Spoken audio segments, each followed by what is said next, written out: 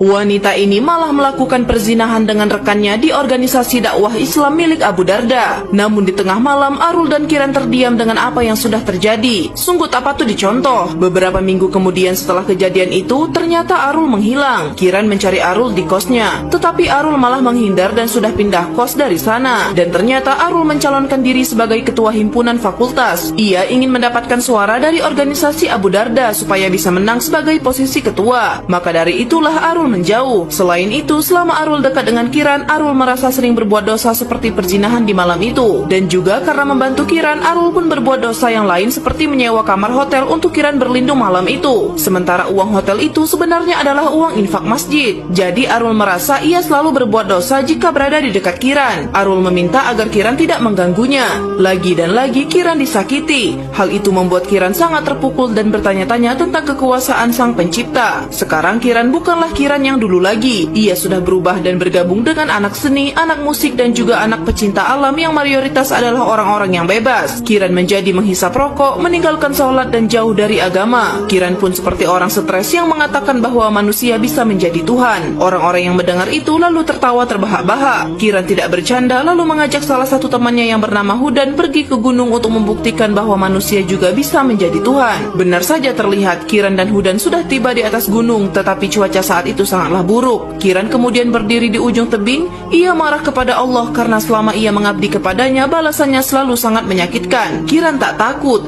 Ia pun menantang Tuhan. Mulai hari itu Kiran bersumpah akan membasuh tubuhnya dengan penuh dosa dan juga maksiat dengan orang-orang yang suci dan juga munafik. Seketika petir menyambar dan Kiran tidak sadarkan diri. Hudan pun segera menyelamatkan Kiran, lalu ia segera mendirikan tenda semalaman. Mereka berdua pun menginap di atas gunung itu. Pagi harinya saat Hudan terbangun, tiba-tiba Kiran sudah tidak ada di sana. Ternyata Kiran sudah pergi dan meninggalkan sebuah surat ucapan terima kasih. Sejak saat itulah Kiran merubah dirinya sepenuhnya menjadi seorang pendosa. Ia jadi lebih dekat dengan dosennya, yaitu Pak Tomo. Dan ternyata Pak Tomo itu bukanlah sosok yang baik. Diam-diam Kiran menjalani hubungan gelap dengan Pak Tomo, padahal sebenarnya Pak Tomo sudah punya anak juga istri. Dalam arti lain, Kiran sebagai wanita penghibur. Pak Tomo selalu menawarkan Kiran kepada kenalan-kenalannya untuk zina bersama Kiran dengan menjadi wanita penghibur. Ya, hidup Kiran pun berubah, tinggal di sebuah apartemen mewah dan juga punya mobil pribadi. Namun setelah menjadi pendosa, Kiran langsung diberi teguran. Tak lama Kiran mendapat kabar jika bapaknya telah meninggal dunia. Sebab sejak lama bapak menolak untuk pergi berobat karena bapak lebih memilih memberikan uangnya untuk biaya kuliah Kiran dan juga dakwah-dakwahnya. Kiran merasa malu mendengar hal itu, padahal kenyataannya ia sudah jauh dari agama. Tetapi Kiran sudah terlanjur menjadi pendosa dan hidupnya pun harus terus berjalan. Di samping itu, Pak Tomo memiliki kenalan yang tidak main-main.